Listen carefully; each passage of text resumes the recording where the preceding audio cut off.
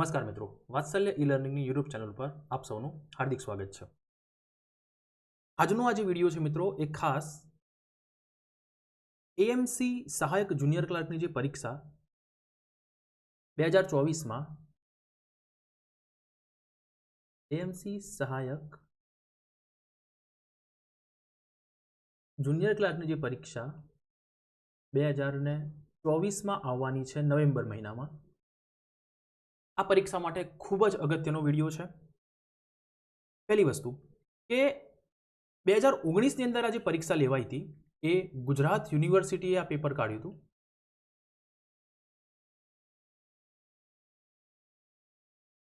ગુજરાત યુનિવર્સિટીએ આ પેપર કાઢ્યું હતું અને આ પેપરની અંદર હું પોતે ક્વોલિફાય થયો છું, મેરિટમાં નામ પણ હતું, પણ અમુક સંજોગો એવા બન્યા કે ફાઇનલ સિલેક્શન લિસ્ટમાં નામ ન પણ આવી શક્યું। એ પછી પણ જો કે બીજી એક્ઝામો પાસ કરી, બીજી પરીક્ષાઓ પાસ કરી।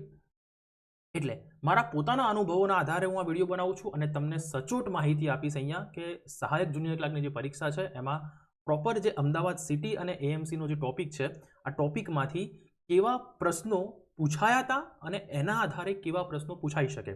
કારણ કે મિત્રો જ્યારે આપણે યુદ્ધમાં ઉતરીએ, ઓકે, રણ મેદાનમાં યુદ્ધમાં ઉતરીએ અને આપણને ખબર જ ના હોય કે પરિસ્થિતિ કેવી સર્જાવાની છે, કેવા પડકારોનો સામનો કરવાનો છે, તો એ વ્યાજબી ન કહેવાય।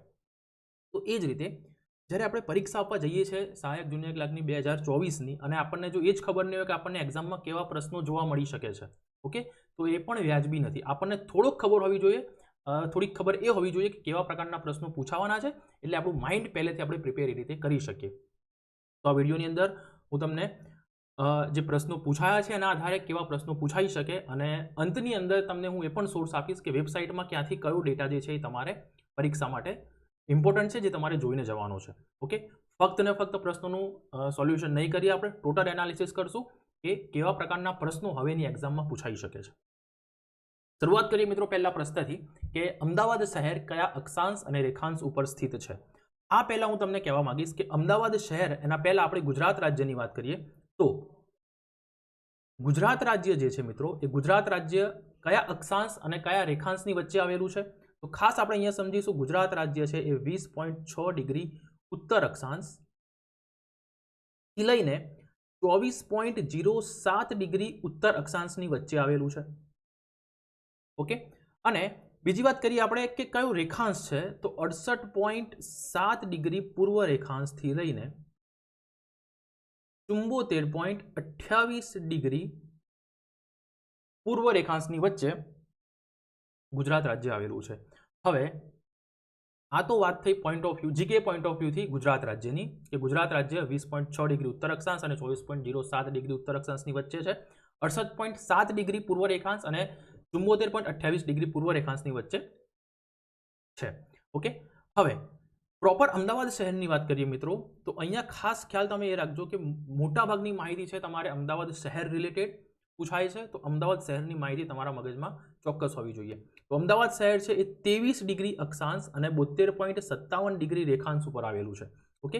23 ડિગ્રી અને હજી પણ આપણે આને મોસ્ટ પ્રિસાઇઝલી કરીએ તો 23 ડિગ્રી ઉત્તર અક્ષાંશ અને 72.57 ડિગ્રી પૂર્વ રેખાંશ ઉપર અહીંયા અમદાવાદ શહેર આવેલું છે। બીજી માહિતી આપણે અમદાવાદ એએમસીની વેબસાઇટ ઉપરથી લઈ શકીએ। જુઓ અહીંયા તમને કોર્ડિનેટ્સ આપેલા છે, આ અમદાવાદ મ્યુનિસિપલ કોર્પોરેશનની વેબસાઇટનો જ ડેટા છે કે જ્યાં તમને બતાવ્યું છે કે 23.03 ડિગ્રી નોર્થ અને 72.58 ડિગ્રી ઈસ્ટ। આની નજીકમાં નજીકનો જવાબ આપણે આપેલા ચાર ઓપ્શનમાંથી જોઈએ તો મોસ્ટ એપ્રોપ્રિએટ આન્સર આપણો ઓપ્શન એ થાય છે, ઓકે। બીજી વસ્તુ કે આનો હવે બીજા કેવા પ્રશ્નો પૂછાઈ શકે મિત્રો તો અમદાવાદ શહેરનો જે એરિયા છે એકોર્ડિંગ ટુ 2006 કેટલો હતો 466 સ્ક્વેર કિલોમીટર, એટલે કે 466 ચોરસ કિલોમીટર। મિત્રો ખાસ ધ્યાન રાખજો કે જો અમદાવાદ જિલ્લો પૂછાય છે, અમદાવાદ જિલ્લાનો એરિયા જે છે, અમદાવાદ જિલ્લાનો જે એરિયા છે એ 7170 ચોરસ કિલોમીટર છે, બટ અહીંયા વાત આપણી અમદાવાદ સિટીની થઈ રહી છે, અમદાવાદ શહેરની, તો એ એરિયા છે એ 466 સ્ક્વેર મીટર છે। પોપ્યુલેશન જે છે એ 55,77,940। આ ક્વેશ્ચન પણ એક્ઝામમાં પૂછાયો છે કે અમદાવાદ શહેરની પોપ્યુલેશન અમદાવાદ શહેરની વસ્તી 2011ની વસ્તી ગણતરી મુજબ કેટલી હતી। આગળનો જ પ્રશ્ન છે, હું તમને નેક્સ્ટ સ્લાઇડમાં બતાવું છું, ઓકે, તો 55,77,940. પણ જો અમદાવાદ જિલ્લાની વસ્તી પૂછાય તો અમદાવાદ જિલ્લાની વસ્તી લગભગ 72 લાખ જેટલી. ક્લિયર છે? આ વસ્તુ ખાસ ખ્યાલે રાખીશું. ડેન્સિટી એટલે કે વસ્તી ગીચતા કેટલી હતી? તો 11,948 પર સ્ક્વેર કિલોમીટર. 11,948 પ્રતિ ચોરસ કિલોમીટર ની વસ્તી ગીચતા છે. જ્યારે જો અમદાવાદ જિલ્લાની વસ્તી ગીચતા પૂછાય તો એ 890 પર ચોરસ કિલોમીટર છે. ઓકે, લિટરેસી રેટ તમને પૂછાય અમદાવાદ શહેરનો, અહીંયા 89.60 આપેલો છે. અને અમદાવાદ જિલ્લાનો જો પૂછાય તમને તો અમદાવાદ જિલ્લાનો જે સાક્ષરતા દર છે એ સાક્ષરતા દર 86.65% છે. ઓકે, આટલી માહિતી જે છે એ આપણે પરીક્ષાલક્ષી ખૂબ જ ધ્યાનમાં રાખવાની છે. એવરેજ એન્યુઅલ રેનફોલ તમને અહીંયા આપ્યું છે 782 mm. પોપ્યુલરલી નામ આનું અમદાવાદ છે અને એનો એસટીડી કોડ છે 079 છે. ઓકે, જે આપણે ટેલિફોનમાં ડાયલ કરીએ છીએ એ. તો આટલી માહિતી અમદાવાદ શહેર વિશે. મોસ્ટ પ્રોબેબલી શક્યતાઓ એવી જ છે કે અમદાવાદ શહેર વિશે જ તમને માહિતી પૂછાય, પણ જીકે પોઈન્ટ ઓફ વ્યૂથી આપણે અમદાવાદ જિલ્લાની માહિતી પણ છે એ પણ આપણે એક વખત જોઈ લઈશું. હવે જો મેં તમને કીધું એમ કે 2011ની જનગણના મુજબ અમદાવાદ શહેરની વસ્તી કેટલી હતી, તો 2011ની જનગણના મુજબ અમદાવાદ શહેરની વસ્તી એ તમને વેબસાઇટનો જે ડેટા કહે છે એ છે 55,77,940 જેટલી વસ્તી 2011માં અમદાવાદ શહેરની નોંધાઈ છે. Option she is the correct answer. Okay, તો આપણે જોયું અહીંયા કે આ જે વસ્તી તમને આપી છે 55,77,940. Okay, as per 2011 census. તો આપણો જવાબ અહીંયા બનશે ઓપ્શન સી. નેક્સ્ટ ક્વેશ્ચન જોઈએ કે અમદાવાદ અને મુંબઈ વચ્ચે રેલવે લિંક ક્યારે સ્થપાઈ? હવે અમદાવાદ અને મુંબઈ વચ્ચે મિત્રો રેલવે લિંક છે એ સૌ પ્રથમ તો આપણે વાત કરીએ કે 1863ની અંદર અમદાવાદ અને સુરત વચ્ચે રેલવે લિંક સ્થાપિત થઈ. ઓકે, 1864ની અંદર અમદાવાદ અને મુંબઈની વચ્ચે આ રેલવે લિંક છે એ સ્થાપિત થઈ.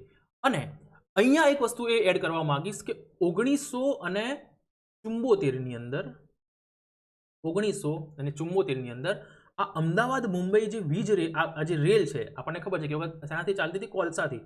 તો વીજ રેલ છે એ 1974માં અમદાવાદ અને મુંબઈની વચ્ચે વીજ રેલ શરૂ થઈ. કઈ રેલ? વીજ રેલવે એ જે છે એ 1974માં શરૂ થઈ. 1863ની અંદર અમદાવાદ સુરત, મોસ્ટ પ્રિસાઇઝલી આપણે જો કહીએ તો 20 જાન્યુઆરી 1863ની અંદર જે અમદાવાદ સુરત વચ્ચે જે છે એ રેલ શરૂ થઈ. તો અહીંયા જવાબ આપણને અમદાવાદ મુંબઈ વચ્ચે રેલવે લિંક ક્યારે સ્થપાય એવું પૂછ્યો છે. તો આપણો જવાબ શું આવશે? Option B 1864. નેક્સ્ટ ક્વેશ્ચન તરફ આપણે આગળ વધીએ કે અમદાવાદ શહેર ફરતે આવેલ કિલ્લાના દરવાજા કેટલા હતા? તો મિત્રો અમદાવાદ શહેર ફરતે પહેલા તો અમદાવાદ શહેર જે છે એની રચના, અમદાવાદ શહેરની જે ઈંટ મૂકી એ 26 ફેબ્રુઆરી 1411ના રોજ જે 4 પુરુષો, એમાં કહી શકીએ આપણે કે શેખ અહેમદ ખટ્ટુ ગંજબક્ષ, ઓકે, અહેમદ શાહ બાદશાહ જે પોતે રાજા હતા,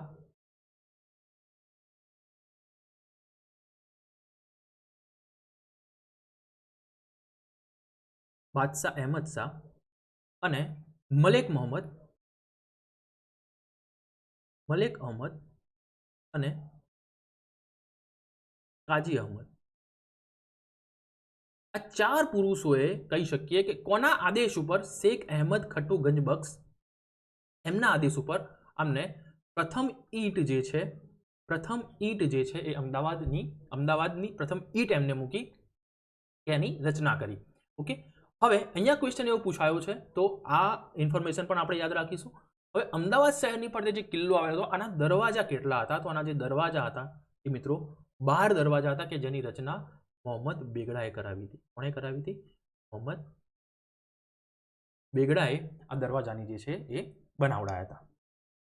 નેક્સ્ટ ક્વેશ્ચન તરફ આપણે આગળ વધીએ કે અમદાવાદ શહેરમાં ચાલતી હેરિટેજ મોર્નિંગ વોકનું પ્રસ્થાન સ્થળ જણાવો. ઓકે, હવે આ ક્વેશ્ચન જે છે એ હેરિટેજ મોર્નિંગ વોકમાંથી પૂછાયો છે. તો આ હેરિટેજ મોર્નિંગ વોક છે, આ હેરિટેજ મોર્નિંગ વોકની શરૂઆત થાય છે સ્વામિનારાયણ મંદિર કાલુપુરથી. ઓકે, ઓપ્શન બી અહીંયા સાચો જવાબ થશે. અને જો આ હેરિટેજ મોર્નિંગ વોકનો અંત પૂછાય તો અંત જે થાય છે એ આપણે કહી શકીએ માણેક ચોકની નજીકમાં, માણેક ચોકની નજીકમાં જે છે જામા મસ્જિદ, ત્યાં આગળ આ હેરિટેજ મોર્નિંગ વોકનો અંત થાય છે. ઓકે, આગળની સ્લાઇડમાં આપણે વધારે માહિતી જોઈએ તો અહીંયા સ્વામિનારાયણ મંદિરથી શરૂ થઈ અને માણેક ચોકની અંદર મોસ્ટ પ્રિસાઇઝલી આપણે આન્સર કહી શકીએ તો જામા મસ્જિદની અંદર આ જે મોર્નિંગ વોક છે એનો અંત થાય છે. આમાં ટોટલ કુલ કેટલા પોઈન્ટ આવેલા છે મિત્રો, કુલ કેટલા સ્થળો છે?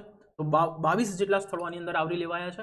હવે આ જ ક્વેશ્ચન જો હવે પૂછાય તો નવાઈ નહીં કે નાઇટ હેરિટેજ વોક એની શરૂઆત ક્યાંથી થાય છે. તો નાઇટ હેરિટેજ વોક પણ ચાલે છે કે જે રાતના સમયે છે અને મોર્નિંગ હેરિટેજ વોક છે એ સવારના સમયે છે.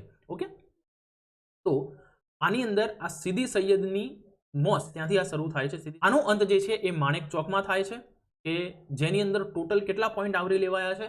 ટોટલ જે છે એ 16 પોઈન્ટ આની અંદર આવરી લેવાયા છે. ઓકે, બીજી આપણે આગળ વાત કરીએ મિત્રો, આ થઈ વાત હેરિટેજ વોકની. હવે આવીને આવી રીતે હેરિટેજ ટૂરનું પણ આયોજન થાય છે અમદાવાદની અંદર. હેરિટેજ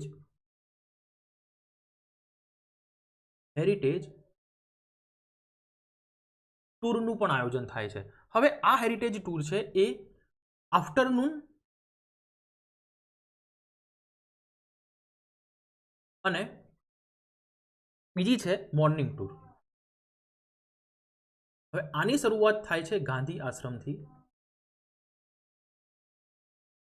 આ ખાસ ખ્યાલ રાખીશું, અને અંત થાય છે એ અક્ષરધામ. અને મોર્નિંગ વોક છે એ ગાંધી આશ્રમથી શરૂ થાય છે, ગાંધી આશ્રમથી શરૂ થાય છે અને આનો જે અંત થાય છે એ સરદાર પટેલ રાષ્ટ્રીય સ્મારક. સરદાર પટેલ રાષ્ટ્રીય સ્મારક. ઓકે, હવે આજે સરદાર પટેલ રાષ્ટ્રીય સ્મારક છે એના વિશે પણ આપણે થોડીક માહિતી મેળવીએ. ઓકે, કે આ સરદાર પટેલ રાષ્ટ્રીય સ્મારક છે, આ સ્મારકનો થોડોક ઇતિહાસ આપણે જોઈએ તો મોતી મહેલ કે જેની રચના કોણે કરી હતી? શાહજહાં. ક્યાં આવેલો છે? તો કે ભાઈ શાહીબાગ. શાહીબાગની અંદર આ મોતી મહેલ આવેલો છે. હવે ઈસવીસન 1878 ની અંદર, ઈસવીસન 1878, ઘણી પરીક્ષાઓની અંદર પ્રશ્ન પૂછાઈ ગયો છે. રવિન્દ્રનાથ ટાગોર એ આ મોતી મહેલની અંદર રહ્યા છે.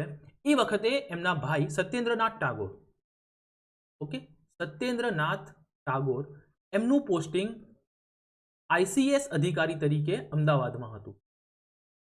ઓકે, અને ત્યારે એ અહીંયા રોકાયા અને એ વખતે એમને પ્રેરણા મળી એક બુક લખવાની કે જેનું નામ છે હંગ્રી સ્ટોન. હંગ્રી સ્ટોન કે જેને આપણે ગુજરાતીમાં કહીએ સુધીત પાષાણ. કેમ લખ્યો છે ભાઈ આ બુક? એમને કેમ લખી છે? તો શાહજહાં એ આ મહેલનું નિર્માણ કરાવ્યું પણ એ પોતે એક પણ દિવસ આ મહેલની અંદર રહ્યા નથી. ઓકે, શાહજહાં છે એમને આખા મહેલનું નિર્માણ તો કરાયું પણ એમને એક પણ દિવસ આ મહેલની અંદર રહ્યા નથી. તો એટલા જ માટે આ મહેલને શું કીધો છે? સુધીત પાષાણ, એટલે ભૂખ્યો પથ્થર. ઓકે, સુધીત પાષાણ. હવે આ જે મોતી મહેલ છે એ 1960માં અને રાજભવન તરીકે, એ વખતે આપણને ખબર છે કે જ્યારે ગુજરાત રાજ્ય બન્યું એ વખતે ગુજરાતનું પાટનગર અમદાવાદ હતું. આપણને 1971 ની અંદર ગાંધીનગરને પાટનગર આપણે ઘોષિત કર્યું છે. 1960 ની અંદર રાજ્યપાલ માટે રાજભવન તરીકે આ મહેલનો ઉપયોગ થયો અને 1975 ની અંદર બાબુભાઈ જસભાઈ પટેલની સરકારે, બાબુભાઈ જસભાઈ પટેલની સરકારે અને સરદાર પટેલ રાષ્ટ્રીય સ્મારક શું કર્યું? સરદાર પટેલ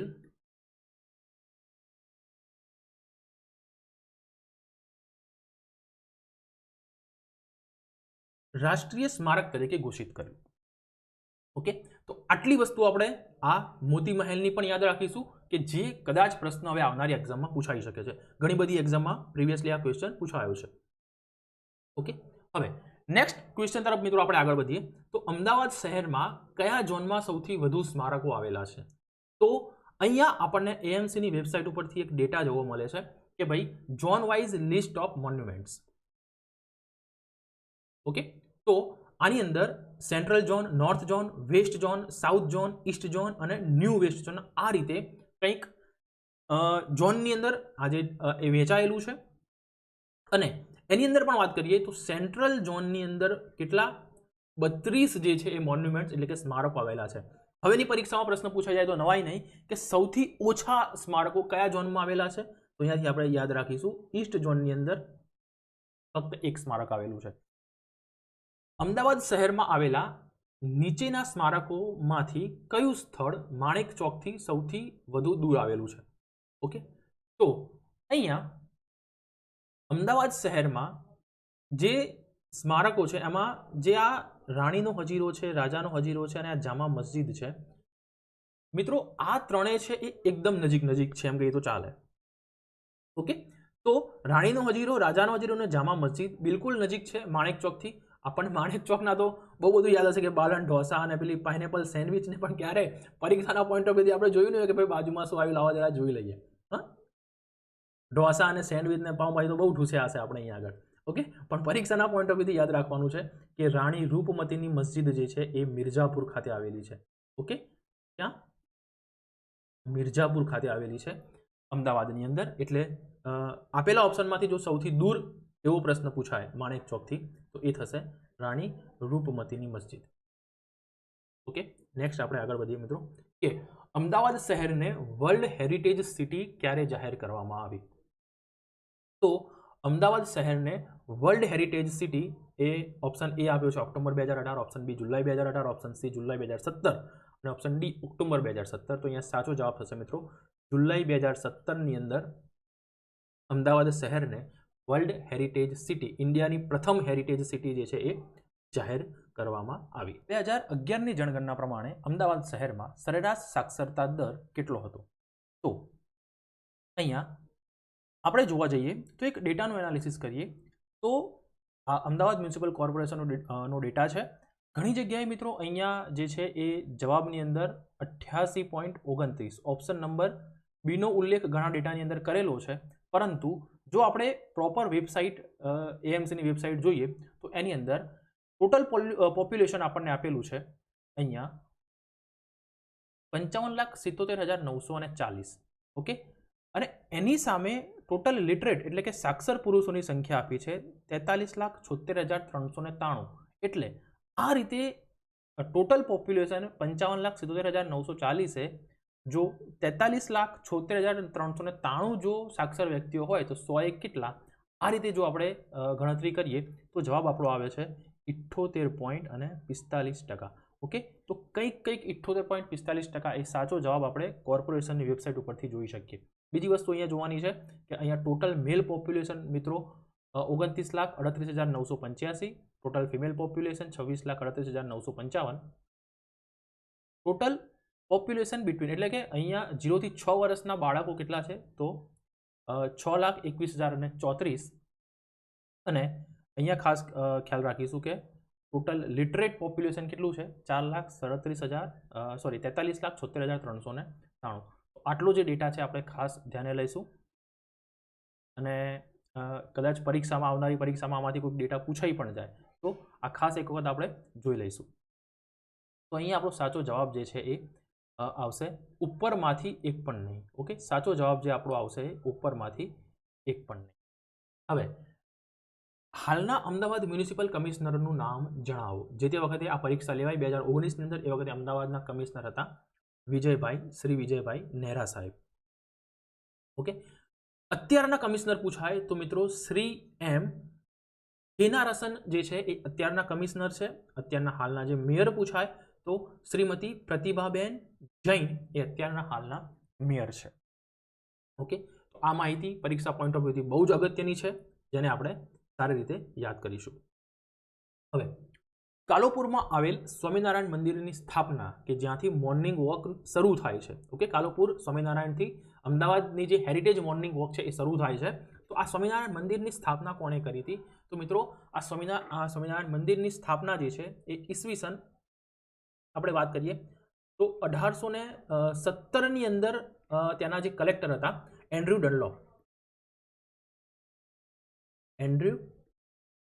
ડનલોપ એમના જ એક ઓફિશિયલ એક અધિકારી હતા ઇરોન સાહેબ. આ ઇરોન સાહેબ એ પોતે સદાનંદ સ્વામીને મળે છે અને 1817માં ત્યાં એમને એક જમીન ફાળવી આપે છે કે જેની ઉપર સ્વામિનારાયણ મંદિરનું નિર્માણ થઈ શકે. ઓકે, કે જેની જવાબદારી શ્રી આજે સજાનંદ સ્વામી તરીકે પણ આપણે ઓળખીએ છીએ, ઘનશ્યામ મહારાજ તરીકે પણ આપણે ઓળખીએ છીએ. તો એમને જવાબદારી છે, આ જવાબદારી આનંદાનંદ સ્વામીને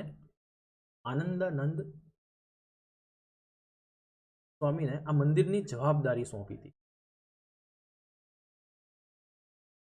ઓકે, આ સ્વામીને મંદિર બનાવવાની જવાબદારી. પણ આ મંદિર બનાવ્યું કોણે? તો પોતે સજાનંદ સ્વામી આપણે કહી શકીએ. જવાબદારી એમને સોંપી હતી પણ બનાવ્યું કોણે? તો સજાનંદ સ્વામી. અને જવાબ બનશે ઓપ્શન એ, જેને આપણે ઘનશ્યામ મહારાજ તરીકે પણ ઓળખીએ છીએ. એટલે આ બંને ઓપ્શન આપણને અહીંયા દેખાઈ રહ્યા છે. તો ઓપ્શન એ અને ડી બંને જવાબો કેવા થશે? આની અંદર સાચા થશે. ઓકે, જો પરીક્ષામાં પૂછાય કે સ્વામિનારાયણ મંદિરની બનાવવાની જવાબદારી શ્રી સજાનંદ સ્વામીએ કોને સોંપી હતી? તો આનંદાનંદ સ્વામીને. ત્યાં આગળ જે નરનારાયણ દેવની મુખ્ય ગાદી જે છે એ અહીં આગળ આ જે સ્વામિનારાયણ મંદિર છે કાલોપુરનું, ત્યાં નરનારાયણ દેવની મુખ્ય ગાદી એ આવેલી છે. ઓકે, તો આપણે યાદ રાખીશું. અમદાવાદ શહેરમાં ચાલતી BRTS બસ સેવાનું પૂરું નામ જણાવો. હવે અમદાવાદ શહેરની અંદર BRTS બસ સેવા ચાલે છે, આનું પૂરું નામ છે, આ તો લિટરલી મિત્રો ગોખવાનો જ પ્રશ્ન છે અને લગભગ બધાને ખબર હશે કે bus rapid transit system. Okay, bus rapid transit system BRTS જે છે એ એનું પૂરું નામ છે bus rapid transit system. Okay, આગળ વધીએ મિત્રો પ્રશ્નની અંદર. તો અમદાવાદ શહેરમાં જગન્નાથજીની રથયાત્રા કઈ તિથિએ નીકળે છે? અમદાવાદ શહેરની અંદર, એટલે ટૂંકમાં અહીંયા તમને રથયાત્રા પૂછ્યું છે. તો રથયાત્રા હોય એ અષાઢ સુદ બીજના દિવસે રથયાત્રા જે છે એ નીકળે છે. આ જ રીતે પ્રશ્ન પૂછાઈ શકાય ગીતા જયંતિ. ઓકે, જો તમને જીકેની અંદર પ્રશ્ન પૂછે તો કોઈક આ રીતે કોઈક તિથિનો પ્રશ્ન પૂછાઈ જાય તો ગીતા જયંતિ, માગસર સુદ 11.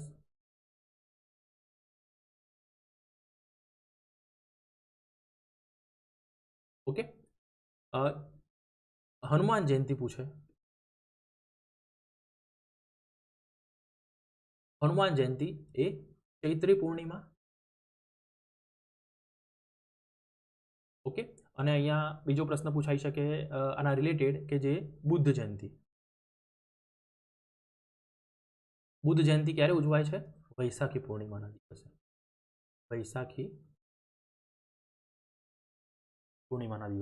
તો અહીંયા આપણો સાચો જવાબ થશે અષાઢ સુદ બીજ. ઓકે, કન્ફ્યુઝ ના થાવ. જો તમને પ્રશ્નની અંદર અષાઢ વદ બીજ પણ આપેલું છે, પણ જવાબ શું આવશે? શુક્લ પક્ષની બીજના દિવસે આ ભગવાન જગન્નાથની છે એ રથયાત્રા નીકળે છે. ઓકે, આગળ વધીએ. કાંકરિયા તળાવ જે છે એ કોણે બંધાવ્યું હતું? ઓકે, કાંકરિયા તળાવ કે જેને તેના તરીકે ઓળખવામાં આવે છે હોજ એ કુતુબ તરીકે પણ ઓળખવામાં આવે છે, કે જેની બાજુમાં નગીનાવાડી પણ આવેલી છે. શું આવેલું છે? નગીનાવાડી, કે જેની રચના આ કાંકરિયા તળાવે કોણે બંધાવ્યું હતું?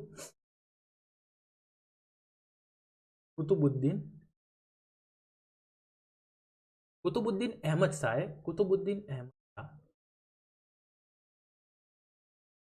ઓકે, એટલે અહીંયા જે છે એ સુલતાન કુતુબુદ્દીન આપણે ઓપ્શનના રિલેટેડ લખી શકીએ. સુલતાન કુતુબુદ્દીને જે છે એ આ તળાવ બંધાવ્યું હતું અને જોડે જોડે નગીનાવાડીની પણ રચના કરાઈ હતી.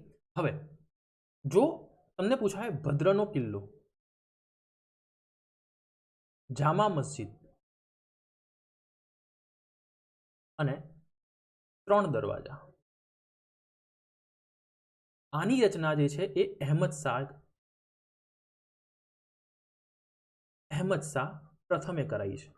ઓકે, એટલે અહેમદ શાહ પ્રથમ એટલે કોણ? નાસિરુદ્દીન અહેમદ શાહ.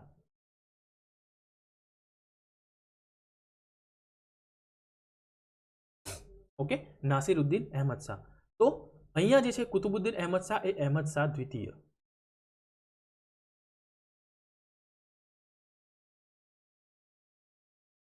અહેમદ શાહ દ્વિતીય. તો આ વસ્તુ પણ આપણે અમદાવાદ રિલેટેડ જે છે એ યાદ રાખીશું. અહીંયા જવાબ આપણો થશે Sultan Qutbuddin. Option A is the correct answer. બીજું, કાંકરિયા તળાવની બાજુઓ આપણે જોઈએ તો કાંકરિયા તળાવની બાજુઓ કેટલી છે? કાંકરિયા તળાવની કુલ કેટલી બાજુઓ છે? તો યાદ રાખીશું 34 બાજુઓ આ કાંકરિયા તળાવની કુલ બાજુઓ છે. નેક્સ્ટ, સાબરમતી આશ્રમની સ્થાપના ક્યારે કરવામાં આવી? તો મિત્રો, સાબરમતી આશ્રમની જે સ્થાપના છે તો ગાંધી બાપુએ સ્થાપના કરી. કોની? સાબરમતી આશ્રમ. અને બીજો આશ્રમ છે એ કોચરબ આશ્રમ. હવે આ કોચરબ આશ્રમની જે સ્થાપના છે એ 25 મે 1915ના દિવસે કરી, જ્યારે સાબરમતી આશ્રમ કે જે ગાંધી આશ્રમ તરીકે ઓળખાય છે આની સ્થાપના એ 17 જૂન 1917ના દિવસે કરી. ઓકે, તો 17 જૂન 1917 સાબરમતી આશ્રમની સ્થાપના થઈ છે. ગુજરાત વિદ્યાપીઠની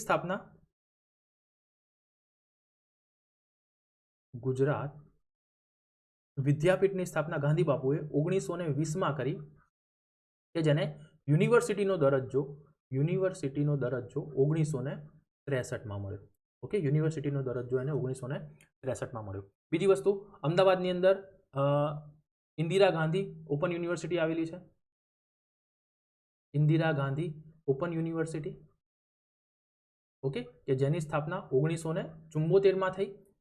બીજો પ્રશ્ન પૂછાઈ શકે કે બાબા સાહેબ આંબેડકર ઓપન યુનિવર્સિટી. બાબા સાહેબ આંબેડકર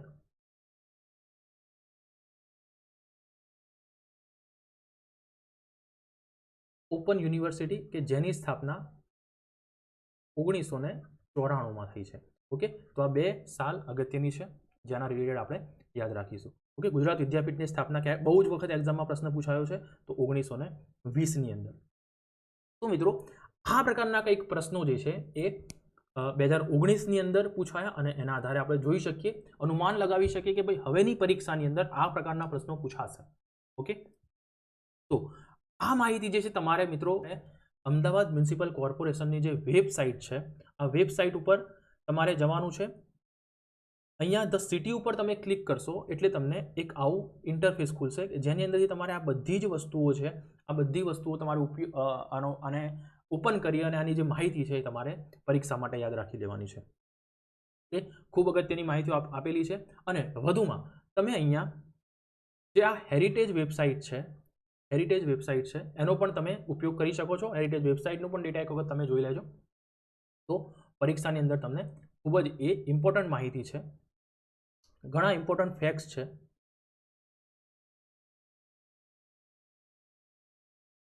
એ તમને આની અંદરથી મળી રહેશે. ઓકે, તો જો તમારો હવે કોઈ ક્વેશ્ચન હોય તો તમે મને નીચે કમેન્ટ બોક્સની અંદર જણાવી શકો છો. અને જો વિડીયો આ ગમ્યો હોય અને તમારો જો કોઈ એવું હોય કે ભાઈ કોઈ પ્રોપર ટોપિક ઉપર હજી એએમસીના પેપરને લઈને જો કોઈ પ્રોપર ટોપિક ઉપર જો વિડીયો તમે ઈચ્છતા હોય તો નીચે કમેન્ટ બોક્સમાં મને ચોક્કસ જણાવજો. હું ચોક્કસ તેનો જવાબ આપવાનો પ્રયત્ન કરીશ. ચેનલને લાઇક, શેર, સબસ્ક્રાઇબ કરી શકો છો. નીચે ટેલિગ્રામની લિંક મેં ડિસ્ક્રિપ્શનની અંદર આપેલી છે, તો ત્યાં જઈ અને ટેલિગ્રામની લિંક ત્યાં જોઈન થઈ જાઓ અને એની અંદર હું આજે આની પીડીએફ છે તમને ત્યાં મળી રહેશે અને બીજી પણ માહિતી જે છે ગ્રુપ જોઈન કરીને મેળવી શકો છો. તો મળીએ મિત્રો નેક્સ્ટ વિડીયોમાં. ટિલ ધેન, જય હિન્દ, જય ભારત.